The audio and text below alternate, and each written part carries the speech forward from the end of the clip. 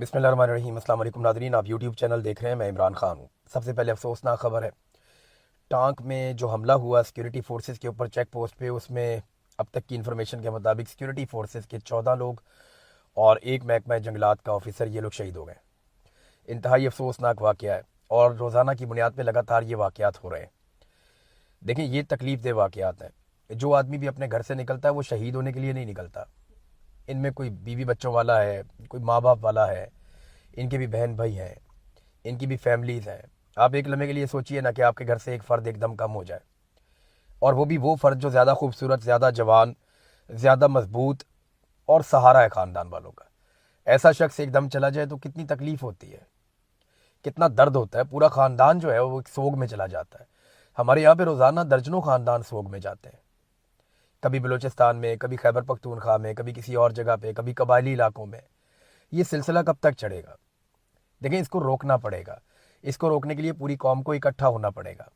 इसके लिए लायामल बनाना पड़ेगा। हमें फैसला करना पड़ेगा कि हमने ये जंग कब तक लड़नी है और इसको कब ख़त्म करना है। ऐसा नहीं हो सकता कि आप इसके साथ लंबे अरसे तक सस्टेन करें। हमने माजी में भी दहशतगर्दी को शिकस्त दी थी, इसे एक मरतबा फिर हर हाल में ख़त्म करना चाहिए, वरना ज़हनी मरीज़ बनता जाएगा मुआशरा आहिस्ता आहिस्ता। ये एक जान नहीं जाती, एक पूरा ख़ानदान जो है वो तबाह हो जाता है। लगातार इस किस्म के अटैक्स हो रहे हैं और ख़बर हम बाद में दे देते हैं कि हमला नाकाम बना दिया गया। देखें, कैसा हमला नाकाम बनाया कि वो खुद कुछ हमला था, वो आए, उन्होंने खुद कुछ धमाका किया। इससे पहले एक पुलिस चौकी को रिपोर्ट हुआ, वहाँ पे भी धमाका हुआ, वहाँ पे भी लोग शहीद हुए। बलूचिस्तान में रोज़ाना की बुनियाद पे लोग कभी जबरी तौर पे लापता हो जाते हैं, कभी लोग शहीद कर दिए जाते हैं, कभी टारगेट किलिंग में मार दिए जाते हैं। एक जज साहब अब्दुल हकीम काकड़ साहब, वो शहीद कर दिए गए।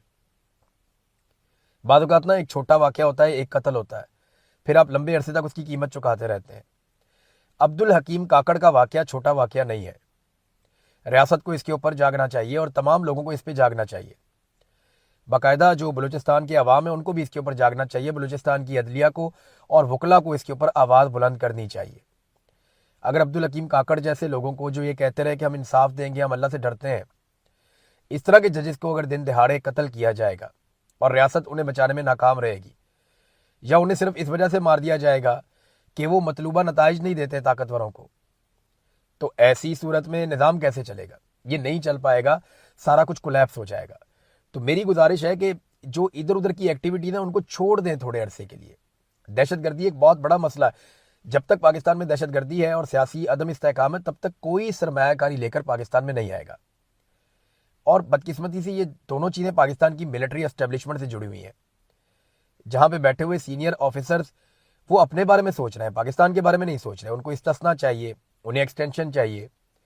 अभी 8 ऑफिसर्स को सुपरसीड करके एक जनरल को लाके लगाया गया और उनको कमांड पे एक सीट दी गई। हालांकि पिछले साल से इसकी गुंजाइश मौजूद थी, लेकिन पिछले साल ये नहीं किया गया, इस साल किया गया। ठीक है, जो मर्जी करें, लेकिन पाकिस्तान में इस्तेहकाम आना चाहिए, पाकिस्तान में अमन व अमान कायम होना चाहिए। ये फैसले मिलिट्री एस्टेब्लिशमेंट अगर दिफाई नुक्ता नज़र से फैसले करती है तो उनके फैसले हैं, वो करते जाएं। लेकिन क्या पाकिस्तान को कोई फ़ायदा हो रहा है इन फैसलों का? ज़ाती हैसियत में तो अपनी पसंद और नापसंद आप कर लेते हैं। कोई एक्सटेंशन लेता है, कोई इस्तिस्ना लेता है, कोई एक्सटेंशन के चक्कर में हुकूमत गिरा देता है, कोई एक्सटेंशन के लिए एक नई हुकूमत बना देता है। लेकिन इससे पाकिस्तान को क्या मिलता है? इन चक्करों से निकलें आप बाहर। एजेंसियों को उनका काम करने दें, फौजियों को उनका काम करने दें, पुलिस को उनका काम करने दें और सियासतदानों को उनका काम करने दें, और मिलकर एक दफ़ा दोबारा इस दहशतगर्दी को उखाड़ के फेंकें आप। हमारे बच्चे रोज़ाना शहीद हो रहे हैं, नौजवान रोज़ाना शहीद हो रहे हैं।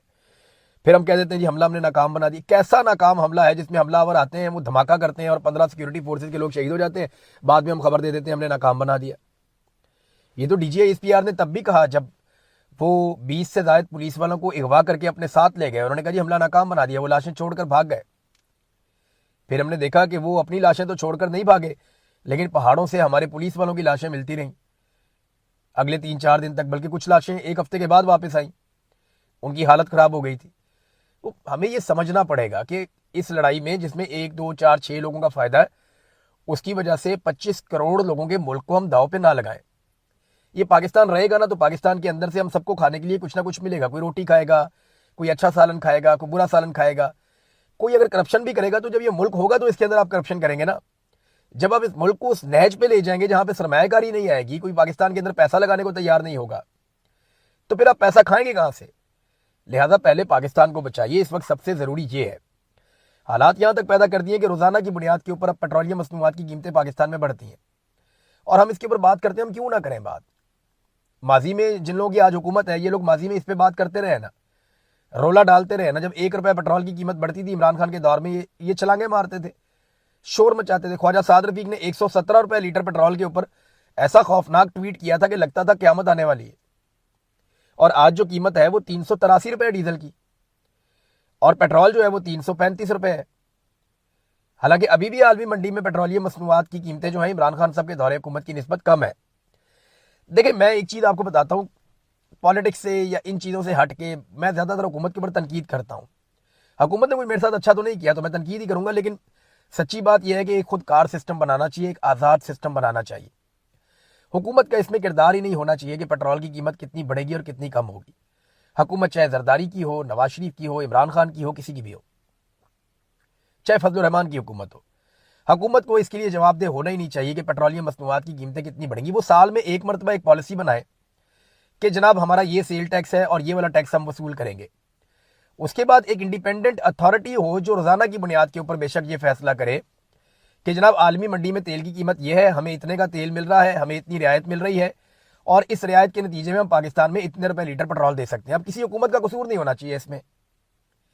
बिजली पे भी आपको ये फार्मूला बनाना चाहिए था, लेकिन आपने सॉवरन गारंटीज दे दी। आपने ये किया कि आप बिजली बनाएं या ना बनाएं, हम आपको बिल देते रहेंगे। ये गलत मंसूबे हैं। दुनिया आगे निकल गई है। दुनिया में ये फैसले अब यूटिलिटी कंपनीज कर रही हैं। वो ये फैसला करते हैं कि उन्होंने आवाम को बिजली कितने की देनी है। वो एक दूसरे से ज्यादा सस्ती बिजली देने की ऑफर करते हैं। यहां पे सिस्टम चल रहे हैं, गैस के लिए कंपनियां काम कर रही हैं, बिजली के लिए कंपनियां काम कर रही हैं, पानी के लिए कंपटीशन चल रहे हैं। सरकार की रिस्पॉन्सिबिलिटी है जिन चीजों पे, वहां पे भी प्राइवेट लोगों को लाया गया है। और इसी तरह जो पेट्रोलियम मसनूआत की कीमतें, सरकार का इससे लेना देना कुछ नहीं होना चाहिए। हत्ता कि जो डॉलर की कीमत ज्यादा या कम होती है उसको भी बैलेंस के साथ चलाना चाहिए। लेकिन यहां कंट्रोल करने की ख्वाहिश ने और एक्स्ट्रा टैक्सेस लेने की ख्वाहिश ने पाकिस्तान को खराब किया। देखिए ना, जो लेवी इन्होंने वसूल करनी है, एक तो बता दें जी हमने इतनी लेवी फी लीटर पे लेनी है, उसके बाद उसको खुला छोड़ दें, और जैसे ही आलमी मंडी में बढ़ जाए, कम हो जाए। लेकिन वो ये भी नहीं करते। वो कहते हैं जी लेवी भी हमने 80 रुपए लेनी है और टैक्सेस हमने 100 रुपए से ऊपर लेने। तो जब आप इतने टैक्सेस अंधाधुंध लेंगे तो फिर इल्ज़ाम तो आपको उठाना पड़ेगा। और ये बदकिस्मती है कि हमारे पास लोगों पे खर्च करने के लिए पैसे नहीं है। लोगों की जेब से पैसे निकालने के लिए हमारे पास बहुत टाइम है। यानी जब आपके पास पैसा हो तो आप सब्सिडी दें, गरीब आदमी को सहूलत दें। लेकिन अब तो पाकिस्तान में ये सवाल ही पैदा नहीं होता। IMF की शराइत ही बड़ी सख्त है। ब्यूरोक्रेसी जिसने पाकिस्तान की खिदमत करनी थी, मैं बड़ी मादरत के साथ ये कहूँगा, जितने ब्यूरोक्रेट्स ये सुन रहे हैं, अगर उनको मेरी बात बुरी लगे तो पहले ही मादरत कर देता हूँ मैं। आप बताइए, क्या वाकई आप पाकिस्तान की खिदमत कर रहे हैं? मैं सच बता रहा हूँ, मेरा तकरीबन 20 साल का सहाफ़ती एक्सपीरियंस है।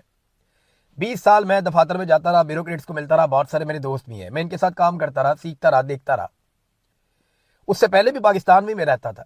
बेशुमार मेरे ब्यूरोक्रेट दोस्त हैं जिनमें बहुत सारे लोग बहुत अच्छा काम करना भी चाहते हैं। लेकिन क्या ये सच नहीं है कि ब्यूरोक्रेसी या सरकारी मुलाजमीन या अफसरान की जो अक्सरियत है वो सिर्फ नौकरी करती है, काम नहीं करते?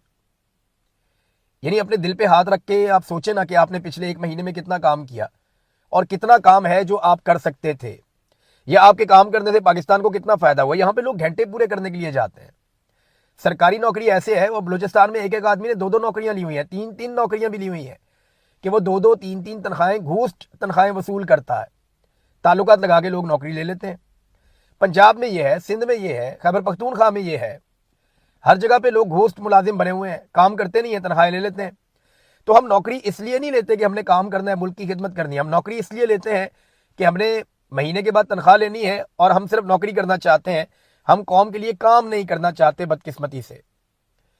अब नाज़रीन, एक और चीज़ मैं आपके सामने रख देता हूँ कि आज के दिन में अलीमा खानम निकलेंगी मर्दान वाले इलाके में, वो स्ट्रीट मूवमेंट के लिए या लोगों को मोटिवेट करने के लिए, लोगों को निकालने के लिए वो एक दोबारा से मोमेंटम बनाने की कोशिश कर रही हैं, ताकि लोगों को होश आए, लोग तगड़े हों, और एक मरतबा फिर वो लोग अडियाला के लिए निकले या इस्लामाबाद के लिए निकले, लोग एहतजाज करें दोबारा से। तो अलीमा खानम दोबारा आज कोशिश करेंगी।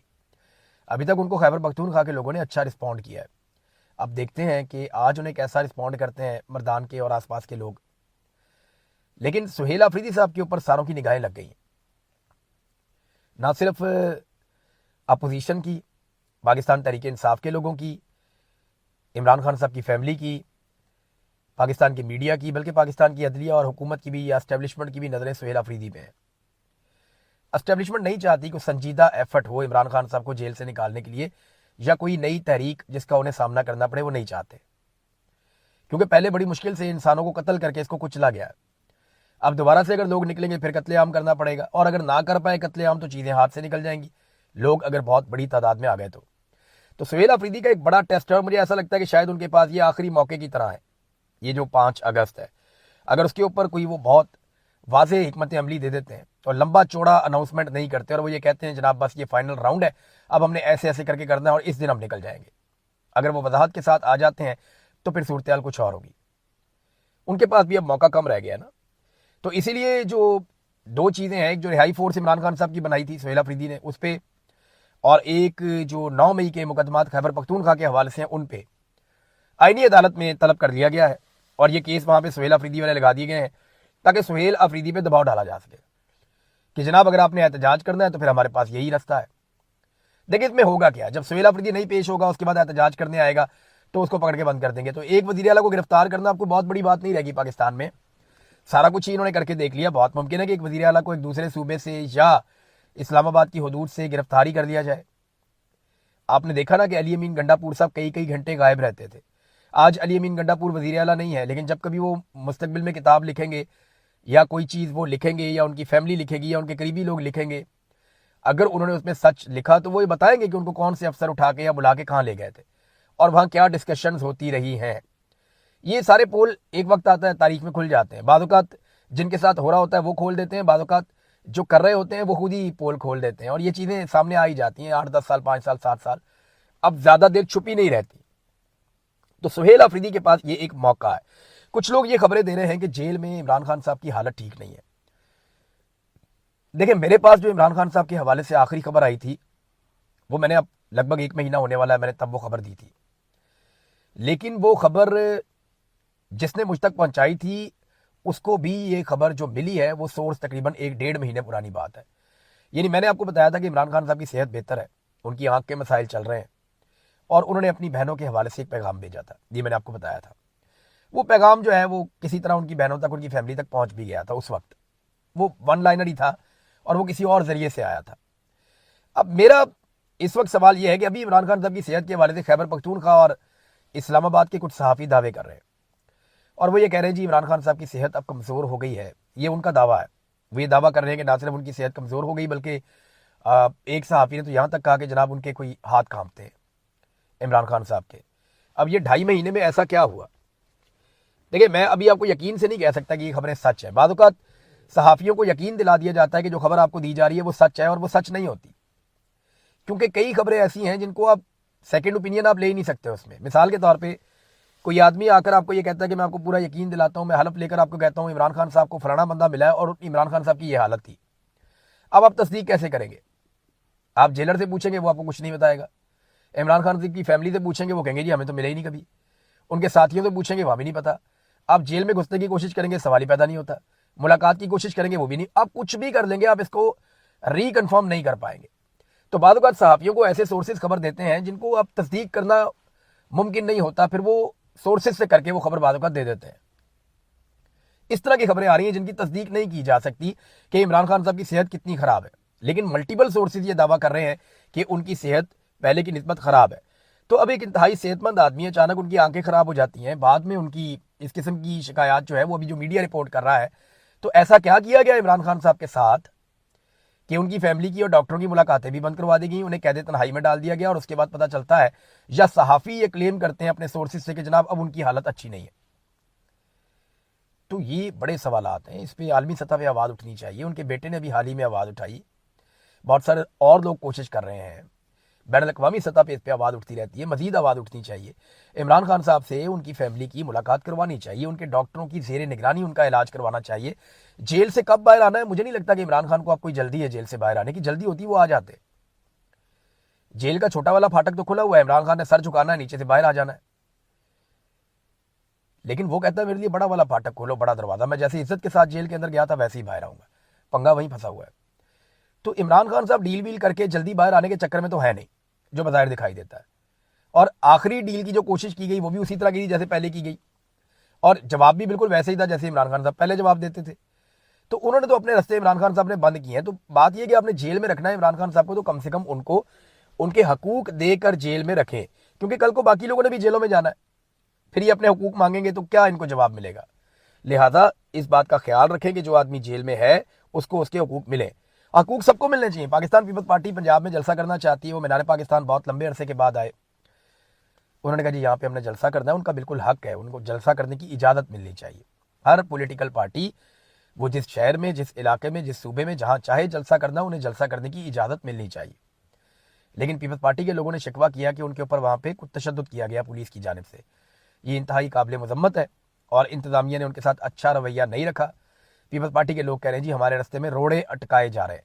PMLN को पता नहीं क्यों लगता है कि पंजाब जो है उनके बाप की जागीर है। उन्हें पता नहीं क्यों लगता है कि लाहौर के अंदर कोई और जलसा करेगा तो नवाज शरीफ की तौहीन हो जाएगी। यानी अगर नवाज शरीफ लाहौर में जलसा नहीं कर सकता तो इसमें बाकी पॉलिटिकल पार्टीज का क्या कसूर है। अगर नवाज शरीफ को लाहौर के लोग पसंद नहीं करते या उनका मजाक उड़ाते हैं तो जो बाकी पॉलिटिकल लीडर्स हैं उनका क्या कसूर है कि वो लाहौर में जलसा ना कर पाए।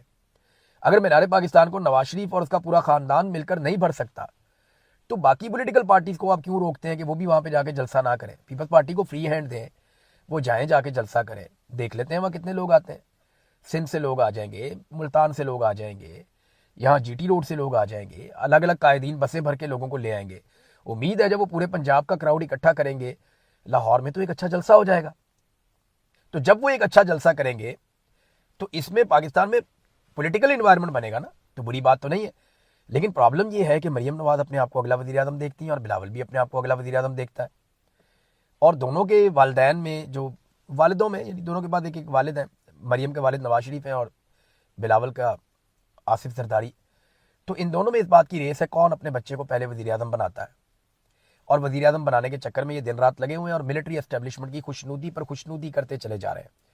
जो आज़ाद कश्मीर का इलेक्शन है उसमें हमने बड़े मजाक देखे। ये दोनों जो मिलकर पाकिस्तान को लूट रहे हैं, रोज़ाना पेट्रोल महंगा करते हैं, 26वीं आईनी तरमीम इकट्ठे की, 27वीं आईनी तरमीम इकट्ठे की, हर चीज़ में इन्होंने पाकिस्तानियों को कुचल कर रख दिया। पेट्रोल की कीमतें इन्होंने मिलकर बढ़ाई, डीजल की कीमतें इन्होंने मिलकर बढ़ाई, महंगाई को इन्होंने मिलकर बढ़ाया, जुल्म और बर्बरियत इन्होंने मिलकर की। तो अब ये एक दूसरे के साथ नूरा कुश्ती कर रहे हैं वहाँ आज़ाद कश्मीर में और लोगों को साबित कर रहे हैं जनाब हम तो अपोजिशन। हालांकि बिलावल की वहाँ पे हुकूमत है और नवाज शरीफ की वफाक में हुकूमत है। दोनों लोगों को चूना लगा रहे हैं और दोनों ये कहते हैं जनाब हम तो लोगों के साथ खड़े हैं। हालांकि सवाल ही पैदा नहीं होता कि ये लोगों के साथ खड़े हों। आप देखें ना, लाहौर जहाँ इनकी रिस्पॉन्सिबिलिटी है वहाँ पे एक बारिश ने इनका पोल खोल दिया। अच्छा, बारिश के मामला, ये पानी के मामला, ये नॉर्मली मैं ऐसे जब रिपोर्टिंग करता था तब मैं रिपोर्ट करता था, अब ज़्यादा मैं करता नहीं था।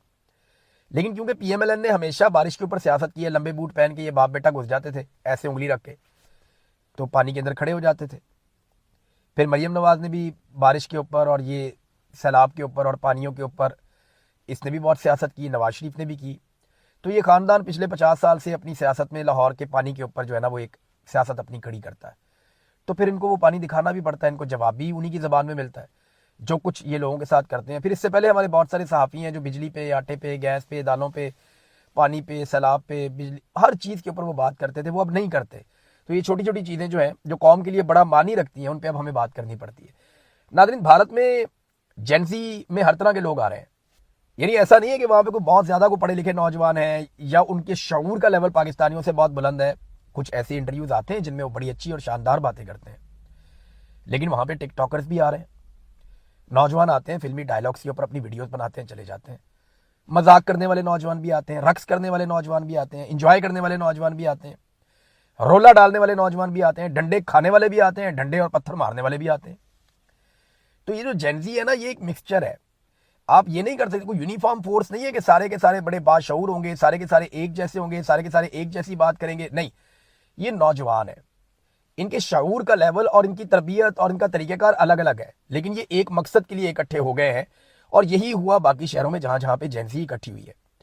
और इस मरतबा ये जो सारा कुछ हो रहा है ये भारत में हो रहा है। मोदी सरकार ने आज का दिन मांगा हुआ है और आज मोदी सरकार फैसला करेगी। वज़ीर तालीम के हवाले से उनको फैसला करना है, क्योंकि जेंजी कह रहे हैं कि जब तक हम वज़ीर तालीम का इस्तीफ़ा नहीं लेते तो काकरोच जनता पार्टी पीछे नहीं हटेगी।